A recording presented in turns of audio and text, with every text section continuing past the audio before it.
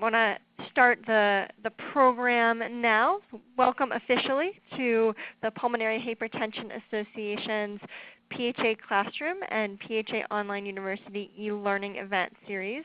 I'm extremely pleased to present today's webinar, Applying for Disability, the When, Why, and How. And given the number of registrants that we had for this call, I know that folks are excited about it and that it's an important topic to all of you. My name is Katie Kroner. I'm the Senior Director of Advocacy and Awareness at PHA, and I'll just be providing some light moderation for the event. We will have a presentation by Lauren Patrizio from the Caring Voice Coalition, followed by a brief question and answer period. During the call, all the lines will be muted, but if you have a question, feel free to either submit it using the chat function at any point or use the raise hand function on the web interface later in the call, and we will try to work through questions as much as possible. I will say I'm going to aim for questions that seem like they're going to apply to a broad group of folks on the call. Try to limit the number of sort of personal situation questions that folks are asking, but I know that Lauren and I and Tim in PHA's Treatment Access Program are always happy to have additional conversations. So just be aware of that, but if we don't get to your question, don't feel like we're leaving you out. As a reminder, it looks like everybody who is on the call is also on the web and vice versa, but for those on the phone, the webinar does require a web login as well as an audio call-in. If you're not yet logged into the web portion, you can go to readytalk.com and type in 565-3004 under the Join a Meeting box. So again, that's ReadyTalk, ReadyTalk.com, and type in 565-3004. Also, please be aware that today's call is being recorded, and it will be online at www.phassociation.org/classroom. At the conclusion of the presentation, please take a few minutes to fill out the evaluation that will pop up on your internet browser. We really do appreciate your feedback, and we absolutely use it to shape future PHA programs. So without further ado, let me introduce our presenter who has volunteered her time to lead the presentation today. Lauren Patrizio is an attorney serving as the Senior Patient Advocate for the Caring Voice Coalition. She provides for the Appeals and Disability and Patient Services Support Departments at CVC. Lauren graduated from Virginia Tech with degrees in Political Science and Communications Public Relations. She obtained her Juris Doctorate and is an active member of the Virginia State Bar.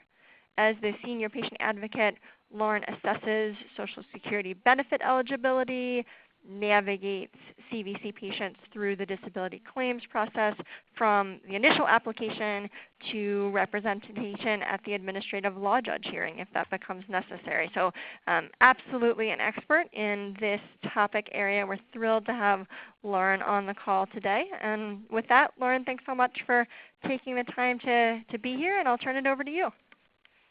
Thank you for the kind introduction, Katie.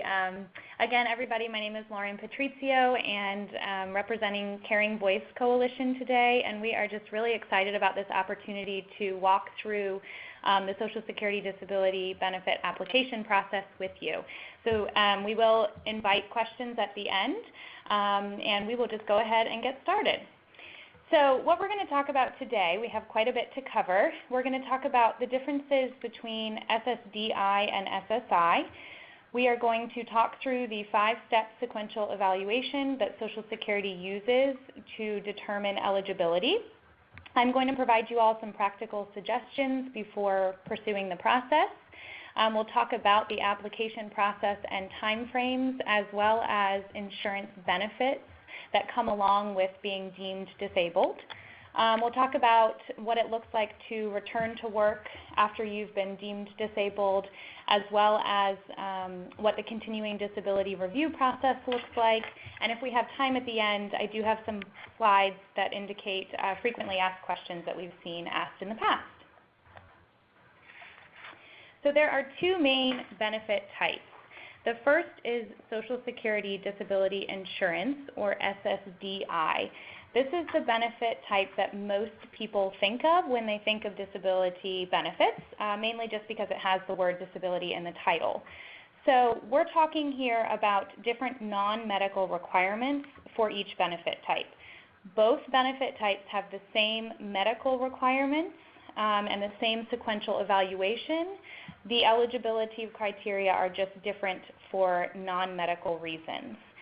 So the SSDI is based on work credits. So you have to have actually worked paying Social Security taxes into the system. Generally speaking, that work has to have been 5 of the last 10 years. And because there is an earnings requirement, obviously a child with no work history will not be eligible for the SSDI benefit type. SSDI is not based on financial need, so there are not resource limits in order to qualify. And another unique scenario for SSDI beneficiaries is that if you are deemed disabled and you have a child, a dependent child under the age of 18, that child may be eligible for their own monthly benefit check based on your record. Okay, so that's SSDI, the non-medical requirements for SSDI. And then the other benefit type is Supplemental Security Income, or SSI. And SSI is based on financial need. So you could have never worked a day in your life and still qualify for SSI benefits. There are both income and resource limits. So the income limit is as a household. So spousal income, maybe caretaker income, all of that is actually considered when considering the income threshold. And then the resource limit is $2,000 for an individual or $3,000 for a married couple. When we're talking about resources, we're talking about money in a savings account, cash under your mattress, Roth IRA, 401k, savings account. All of that is counted towards your resource limit. And unlike the SSDI benefits, there are not dependent benefits available for a child. But a child may be eligible on their own accord, as I mentioned before.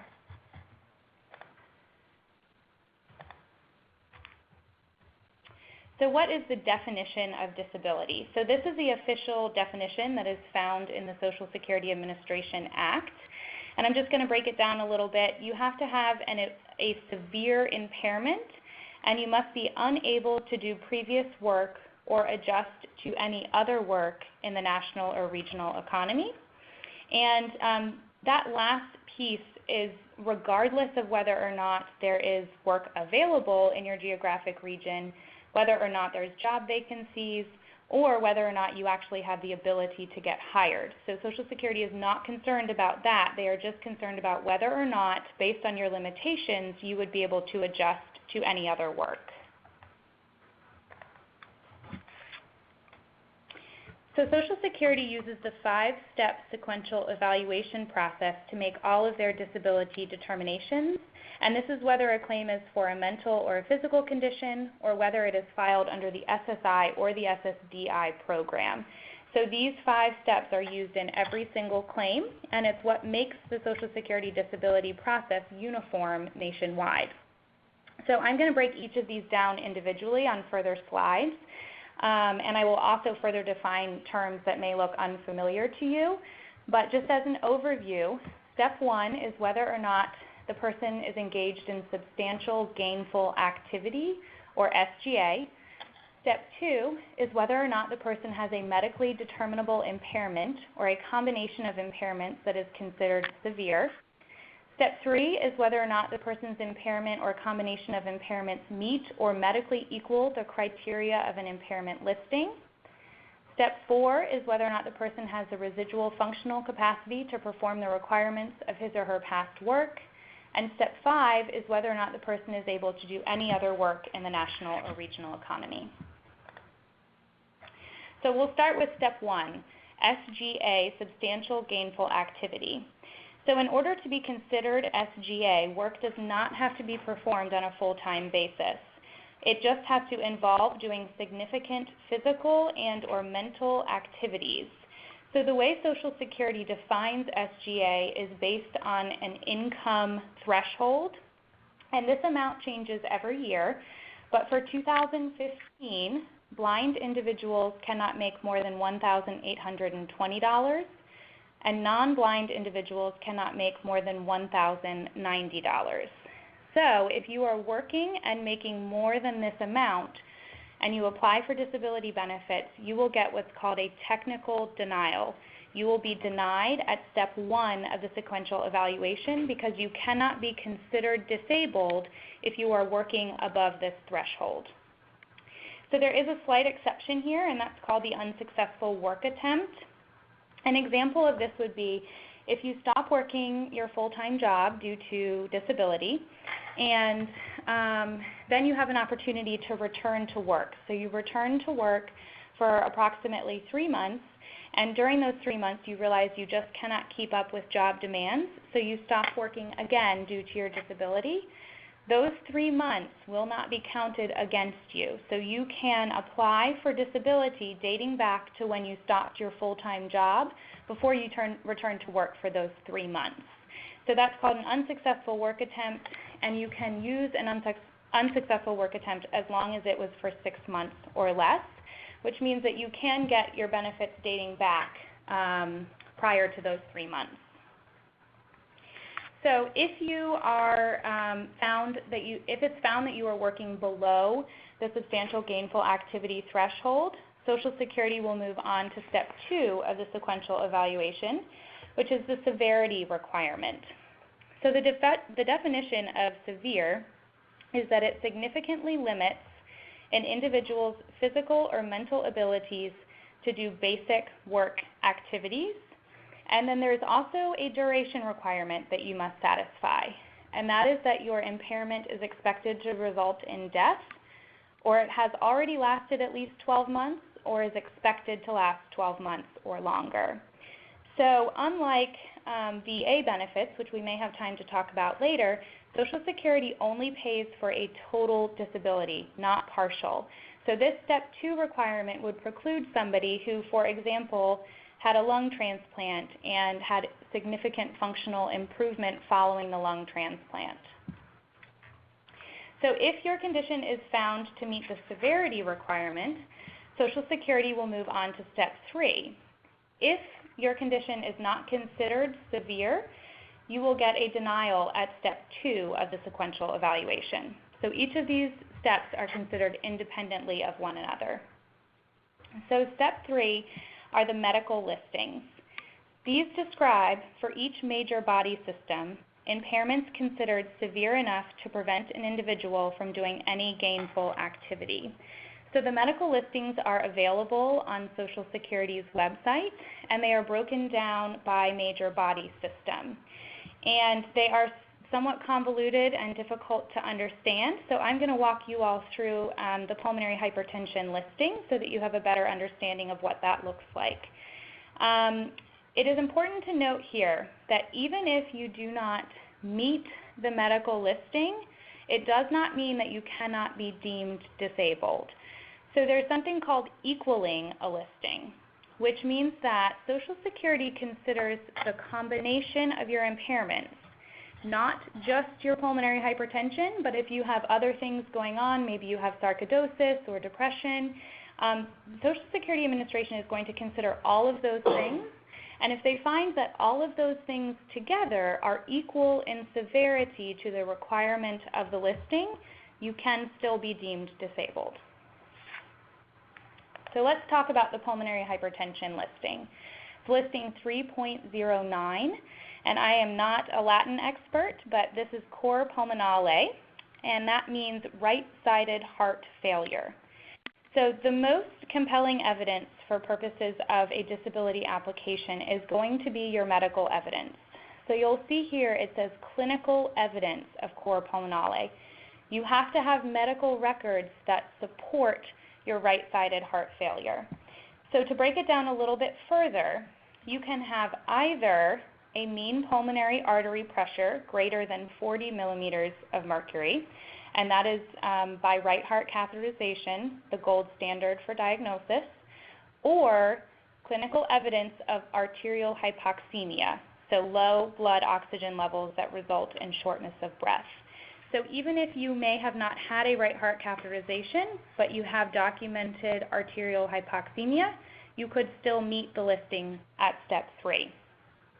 So step 3, if you meet the listing, or if your combination of impairments equal the listing, at step 3, the analysis will stop there, and the Social Security Administration will approve your claim. If you do not meet the listing at step 3, Social Security is going to go on to step 4 and step 5. So step 4 is your ability to perform your past work. So at this step, there's a function-by-function comparison of your residual functional capacity and your past relevant work. So your residual functional capacity is an analysis that Social Security does to determine your ability to do physical and mental work activities on a sustained basis. So here they are taking into consideration limitations that you have from your diagnosis. And your ability to do this work on a sustained basis is further defined as a 40-hour work week, so 8 hours per day, 5 days per week. So you have to be able to maintain these activities full-time, okay? And then your past relevant work is defined as any work that you have performed in the last 15 years that was over substantial gainful activity, so over the $1,090 a month gross. And it has to have been performed long enough for you to learn it. So if you were only in a job for a day or two, that would not be considered past relevant work and would not be part of this function-by-function analysis. So the Social Security Administration is going to compare your residual functional capacity to your past relevant work to determine whether or not you would be able to perform any of it today based on your limitations. So if you are unable to perform any of your past work, Social Security Administration is going to go on to the final step, which is step 5, and that is your ability to perform any other work in the national or regional economy. So steps 1 through step 4, the burden of proof is on you as the claimant or the individual applying for disability benefits. You have to prove through medical evidence that you meet those requirements. However, at step 5, the burden of proof actually shifts to the Social Security Administration. So they now have to prove that you could perform and adjust to other work in the national or regional economy. So they consider the limiting effects of your impairment, your age, your education, and your work experience, which again, that defines residual functional capacity.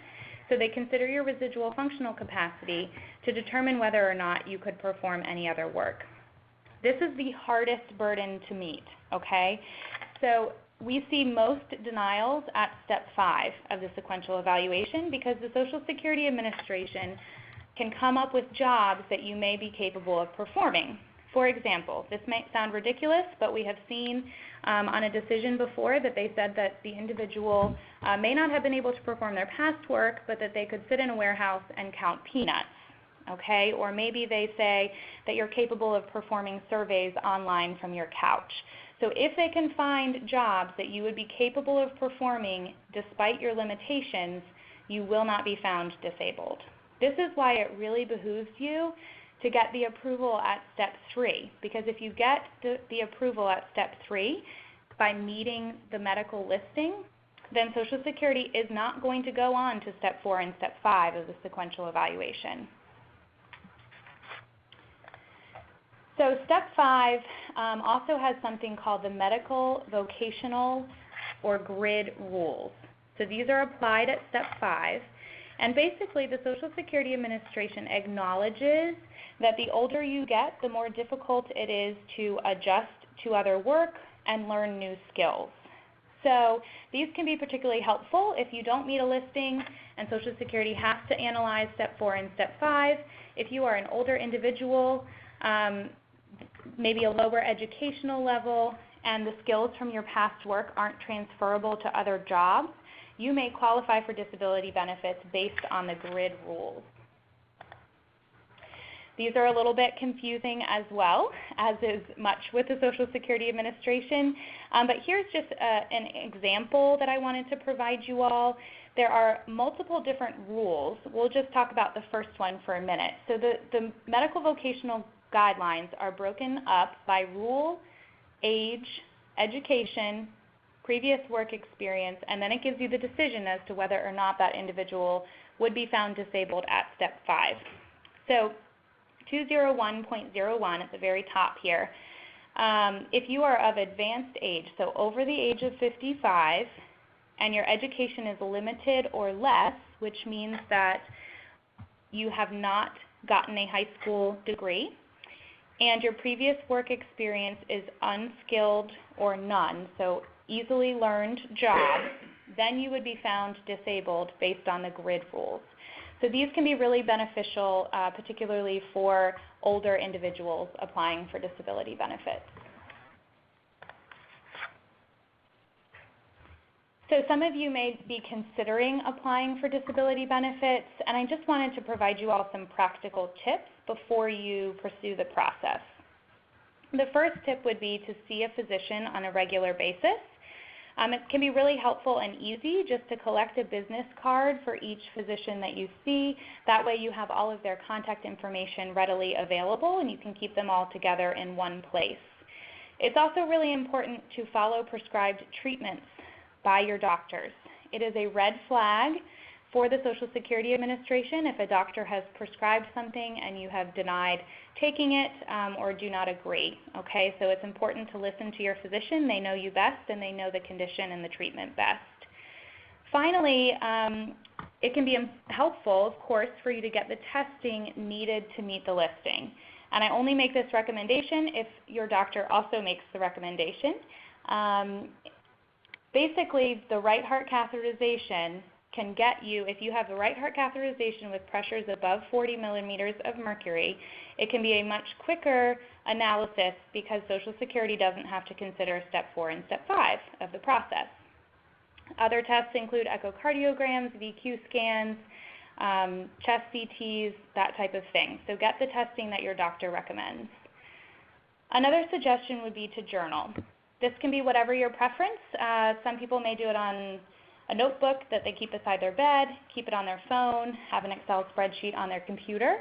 Whatever it is, it's important to document good and bad days that you have, symptoms that you have at rest and with exertion, side effects you're experiencing from your medications, events that you miss due to your symptoms, difficulty that you're having with simple activities of daily living, chores, shopping, assistance that you need.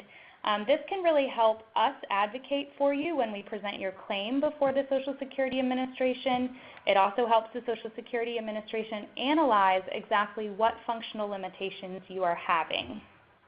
The other benefit to journaling is that it gives your physician a good guideline for proper treatment. It's really important for you to be mindful and honest in speaking to your physician. Don't undermine your symptoms. Even if something only happened for one day or you feel like it's embarrassing, it's important for you to have open communication with your physician. And the reason the journal can be helpful is that you may have a good day. You may be having a good day with few limitations when you go in to see your doctor, but maybe the Tuesday prior, you are having significant shortness of breath and fatigue. So if you bring the journal in with you, you can properly relay that information to the doctor. Another important tip would be to gather your work history information. We talked about what Social Security considers, and that is the last 15 years. So within the last 15 years, try to gather together the location, the dates, your title, your salary, the hours you worked, and keep it all together in one place, maybe on an Excel spreadsheet, or maybe you already have a resume prepared. Social Security Administration is going to be doing an inquiry into your past work in order to determine if you would be capable of performing that past work. So having it all together in one place can expedite that process. If you are currently working, I would encourage you to check with your Human Resources Department about employer-based benefits that may be available to you, short-term, long-term disability, FMLA, COBRA insurance options. Having all of that information at the outset can help you properly financially plan to pursue the Social Security disability process, because we'll talk about timeframes in a few minutes, and it can take quite some time. So those benefits can help significantly. The last tip that I want to provide you all is to create a list of people with firsthand knowledge of your symptoms and those that know you well and have seen the impact that your condition has had on your quality of life. It's important for you to communicate with these people that you may list them for Social Security purposes and make sure that they're willing, because Social Security will ask for a third-party contact, and they may reach out to them by mail to complete what's called a third-party adult function report, which asks detailed questions about what you do on a daily basis. It's important here to note that you should continue these tips and continue updating these records. So keep track of your current physicians, continue journaling even after you have applied for and possibly been approved for disability benefits, because as we'll talk about later, it may become relevant again. So it's important to keep these records up to date.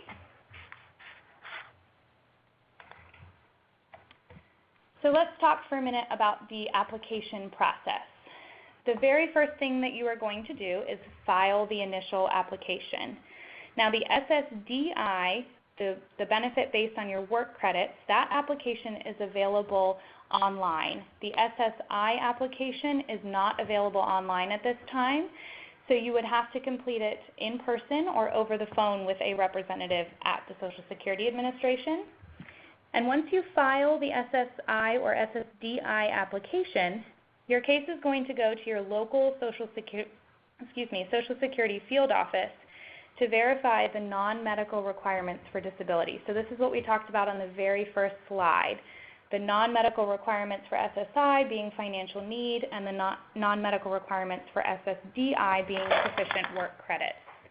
So once it's verified that you meet the non-medical requirements for disability benefits, your case will be transferred to Disability Determination Services, or DDS. This is a separate office, different address, separate bureau, okay? And this is where most claims pend for the majority of the time frame that your claim is pending. So DDS makes the medical decision in your case. So once it gets to DDS, they may request additional information. They may gather additional medical records. They may ask you to fill out additional forms about your work history or your functional abilities. They also may send you for what's called a consultative exam, which is an appointment that Social Security schedules for you and pays for, and they send you to a specialist or a general practitioner for a very limited purpose, for them to do a specific exam or evaluation that physician will then write up a report and send it back to the Social Security Administration to assist in their determination. So once DDS gathers all of the information that they need, they're going to very closely evaluate all of the medical evidence in your claim, and they're going to make a decision. The decision is then going to be sent back to your local Social Security field office, and the field office is where the letter of decision is distributed from. So you will find out about the determination by mail, okay? And the letter should be sent to both you and your representative. So we'll talk for a minute about the life of an application. At the initial level, it can take 3 to 6 months for a decision after filing. These time frames are based on your jurisdiction and specific geographic location. So these are general numbers, national numbers, but just know that some geographic regions are more backlogged than others, okay? So a lot of people ask, how can I expedite my claim? For pulmonary hypertension, there is something called a TERI, T-E-R-I flag. So in order to have your case flagged as a TERI flag, you must have in your clinical medical evidence documentation that you have been prescribed continuous home oxygen, okay? So if you've been prescribed continuous home oxygen, Social Security will flag your case and they will move it through the system faster. Again, this is relative to your jurisdiction. It doesn't necessarily mean you'll have a decision tomorrow. It just means that it's not going to wait in line as a first-come, first basis like every other claim, okay? So let's assume that you get denied at the initial level. The next step is to submit a request for reconsideration. So from the date on your initial denial letter, you have 60 days to submit your request for reconsideration. Once you submit the request for reconsideration, it can take approximately 3 to 4 months for you to receive a decision by mail. The reconsideration stage is a paper review of your claim by a different individual in the same Social Security office. So in order to succeed at the request for reconsideration level, it's really vital to submit some additional evidence. So if you have any updated medical records, any third parties that are willing to write letters, these will further substantiate your claim, because if there is no change since the initial decision, it is unlikely that they're going to overturn the prior denial. Now there are a few states, there are 10 states, they are called prototype states, and they skip this middle reconsideration stage, and from the initial denial, you submit your request directly for the administrative law judge hearing. So those prototype states are also published on Social Security's website, so you can check to see if the state that you reside in is one of those states, in which case an initial denial is going to skip that reconsideration stage. So if you are denied at the reconsideration stage, you have 60 days from the date on your denial letter to submit your request for an administrative law judge hearing. From the date that you submit the request, it can take approximately 12 to 16 months for the hearing to be scheduled, and that could be scheduled by video or telephone or in person, so just good to be aware of that. So after you have the hearing, it can take another 3 months, 60 to 90 days, for you to receive your written decision of approval or denial. One thing I want to note under the administrative law judge hearing level is something that our organization does on your behalf is submit what's called an on-the-record review. This is a legal brief that outlines all of the reasons that you should be deemed disabled, pointing the judge specifically to your record, what exhibit files support the allegations, and you essentially are asking the judge to review your claim prior to a hearing maybe even being scheduled. So this can certainly expedite the process, since it can take 12 to 16 months for a hearing to be put on the judge's docket.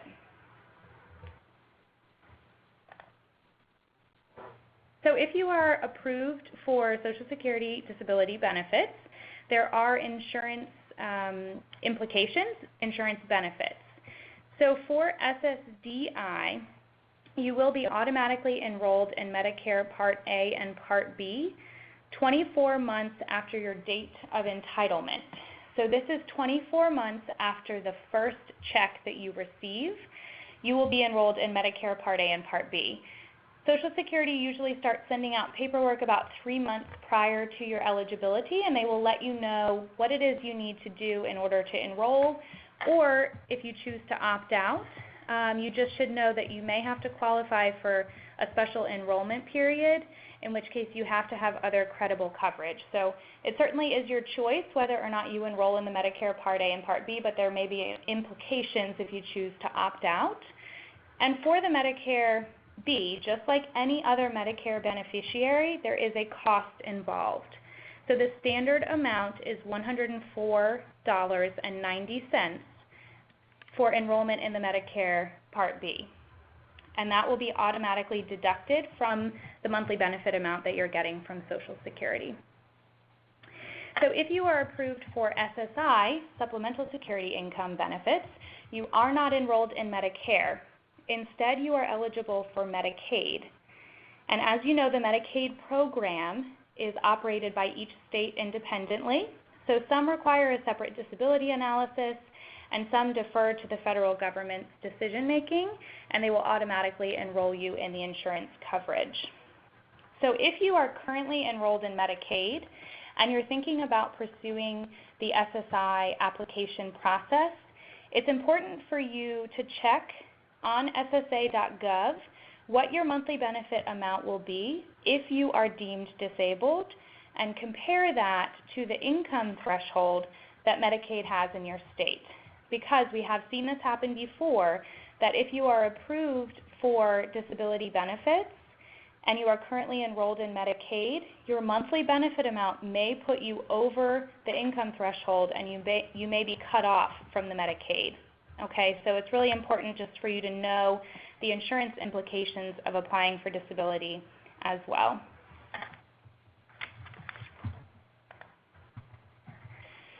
So the Social Security Administration is going to encourage work whenever possible. So the first thing I want to talk about is the trial work period program.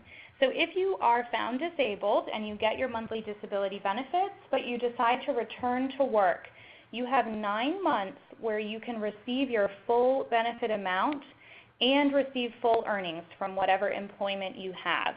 If you decide to continue working beyond those 9 months, Social Security will terminate your benefits. However, they have a program called expedited reinstatement. So if your benefits ended because you worked beyond the trial work period, you can have your benefits start again without having to complete a whole new application. Instead, you're going to go through the expedited reinstatement application process. And in that process, it's a faster process, and they also provide you all provisional benefits for up to 6 months while your claim is pending. So you will get 6 months of a disability benefit, and you will not have to pay that back if after their analysis they find that you are not disabled. The goal here is for them to process your claim within those 6 months so that while your claim is pending, you are receiving payment. Because they already made a disability determination in your case the first time, so it should be an easier process the second go around. It's important to note for the trial work period that there are reporting requirements, so just make sure that you are fully aware of those. If you do decide to return to work after receiving disability benefits, you do have to report your earnings to the Social Security Administration. The Social Security Administration also offers the Ticket to Work program, which includes free vocational rehab. It can include anything like job counseling, referral services, on-the-job training, transportation to work, and they also offer other employment support for those receiving benefits because of a disability. If you go through the Ticket to Work program, you will actually be able to keep your insurance coverage, so the Medicare or Medicaid, depending on which disability benefit type you have, while you transition back into work.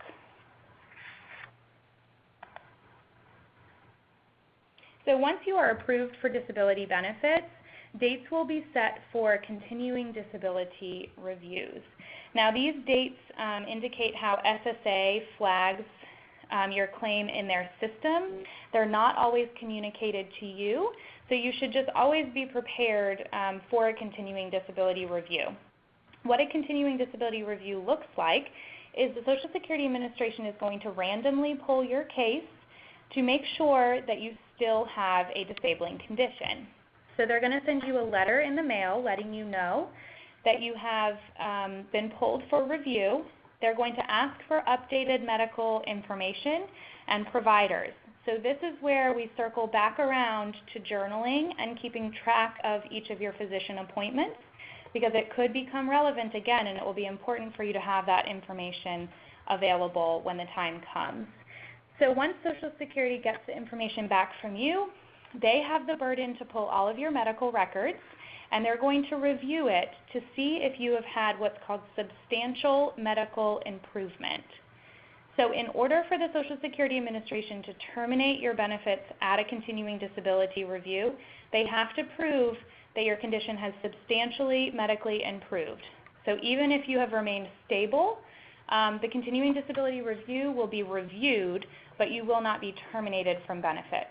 So we don't generally run into much of an issue here with our patients. The continuing disability review is usually a very smooth process where you'll get a letter letting you know that it's happening, and then they'll let you know that your benefits are going to continue. If for some reason they let you know that your benefits are going to be terminated because they find that you have substantial medical improvement, you can appeal that decision, and Caring Voice Coalition can help you with that process as well. So at this time, I'm happy to entertain any questions, and then if we have extra time at the end, I do have some slides on frequently asked questions that I can go through. Thanks. That sounds great, Lauren. I think for the sake of time, I've been keeping track of the questions that are being asked in the chat throughout the presentation. So I'm actually going to keep everybody on mute and run through those questions so we can make sure that we touch on some questions that specific members of the audience have asked. If you think of a question or you continue to have a question, feel free to add it to the chat or type it out. And as I mentioned earlier, if we don't get to your question, we'll certainly be available after the call for additional conversation. I will take a few minutes at the end to talk a little bit about how PHA has been working with the Social Security Administration and what resources are available in our treatment access program beyond just the SSA information. So the first question for you, Lauren, that I think a lot of folks will be interested in the answer to is, if you are diagnosed with PH and then you wait a while after your diagnosis, even a year or more, will that impact your ability or your likelihood of receiving benefits? So what is most important is when you actually stop work. So if you have stopped work over 5 years ago, you are no longer going to be eligible for SSDI benefits based on the non-medical requirements. As far as the medical requirements are concerned, it does not impact your application if you do not file right as you are diagnosed. In some cases, it can actually help you meet that severity requirement because you have already proven that your condition has lasted 12 months already. So as long as you are continuing to have functional difficulties due to the pulmonary hypertension diagnosis, I would encourage you to file regardless of when you were initially diagnosed. Great, thank you. And then we had two questions about sort of resource limits on SSI. One question about whether retirement funds count against the SSI resource limit, and one question about spousal income. So the answer to both is yes. Retirement, Roth IRA, 401k, all of that counts towards your resource limit for SSI eligibility. As far as spousal income is concerned, that is counted towards the income threshold, which is not the same as the $2,000 and $3,000 threshold that I mentioned before. That's specifically for resources. The income threshold is not a clear-cut number, so I can't provide you a number that if you make above this amount, you're going to be ineligible, because Social Security takes a percentage of all of the different income that you may have contributing to your household. So spousal income is counted. It's called deeming. So they deem a portion of your household or of your spousal income onto you as the claimant. Great, thank you. Another question that you may have mentioned, but I think is worth mentioning again because I know it's important to folks, are payments retroactive, and to what degree are they retroactive? So payments are retroactive. The retroactivity is different depending on which type of disability benefit you are eligible for. So the SSI disability benefit, the maximum back pay that you can get is 1 year from the date that you submit your application for benefits. Okay, and then for the SSDI, you can get back pay to the date of onset. So even if you, let's say you stopped working 2 years ago and alleged disability, so you're saying that your condition became so severe that you had to stop working 2 years ago, but you file for disability benefits today, you can still get paid back to your alleged onset date, the date that you were alleging you had to stop work due to a disability. Thank you. Just looking down the the list of questions to see what else has come up. Oh, we did have a question about whether one to do 2 days of work a year, such as with a board of elections, would count against eligibility or impact benefits once they're being received. Sure. So this goes back to the substantial gainful activity threshold. As long as you are working below substantial gainful activity, which for non-blind individuals in 2015 is $1,090 a month, then that income is not going to impact your application for benefits or your eligibility after you're deemed disabled. So you do not have to worry about making, you could even work part-time and still get disability benefits as long as you do not make above that threshold. Great, thank you.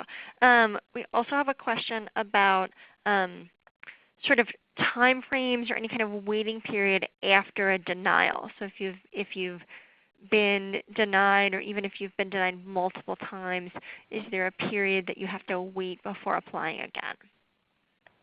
So the answer is no. You can stop an application at any point and restart the whole process again without waiting in between. Great.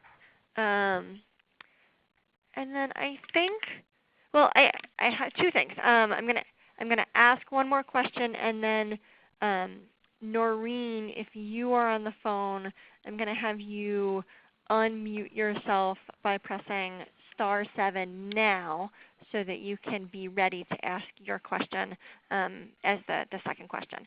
So Noreen, if you're on the phone and if you still have a question, hit *7 to unmute your phone. And in the meantime, we have a question about just sort of what to expect from the administrative law judge hearing, or what to expect from the judge and interactions during that time. Sure. So the administrative law judge hearing is an informal hearing. So it's not what you see on TV. It's a closed courtroom. It's usually a small office setting, and there will only be a few parties present. So it'll be you, potentially your representative. If Caring Voice Coalition is representing you, we will likely appear by video. So we will be on a screen in the hearing room. There will be a vocational expert that will testify as to the jobs available to you at the time that you allege disability, and then there will be a court reporter who is just there to document everything that is said during the hearing. So it's an informal hearing. We would encourage you to wear what you would wear on a normal day, and it's your opportunity to be heard. So the judge generally asks most of the questions, and they're going to ask questions about your past work and questions about your current functional limitations. Great, thank you. So Noreen, if you still have a question, if you're on the line, yes. if you want to hit yes. *6, you're here. Excellent, and ask your question. Yes, thank you. Thank you for the excellent presentation. I have one question about SSDI and how does it impact Social Security benefits when I become of age?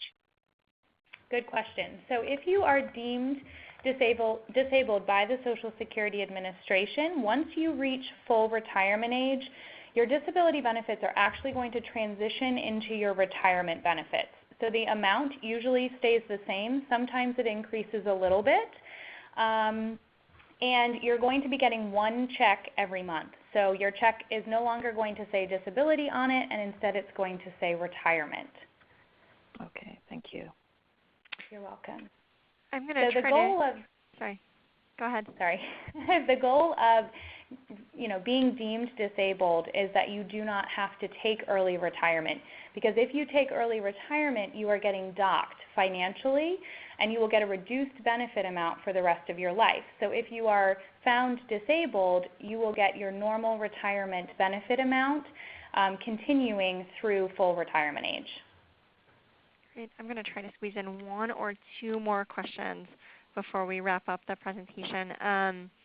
Lauren, as I know that adoption is a really critical topic to the pulmonary hypertension community, and so we have a question about if you're already receiving benefits and you decide to adopt, will the child be able to receive payments? Sure. So it will be treated just like a dependent child, regardless of how that child is your dependent. So actually, in some cases, grandparents maybe have adopted a grandchild, and in that case, that child will also be eligible for dependent benefits. So the answer is yes. If you are deemed disabled and you adopt, your child may be eligible for their own benefit each month.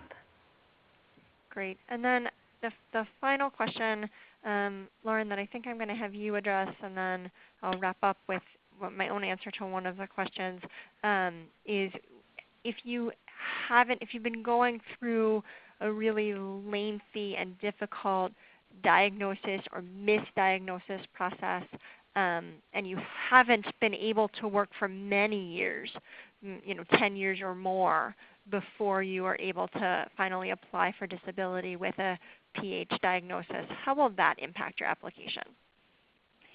So if you have not worked 5 of the last 10 years, you will not be eligible for Social Security disability insurance based solely on non-medical reasons. However, if you meet the financial requirements, you may be eligible for SSI, Supplemental Security Income, in which case the fact that it took you some time to get the formal diagnosis is not going to negatively impact your claim. Great, thank you.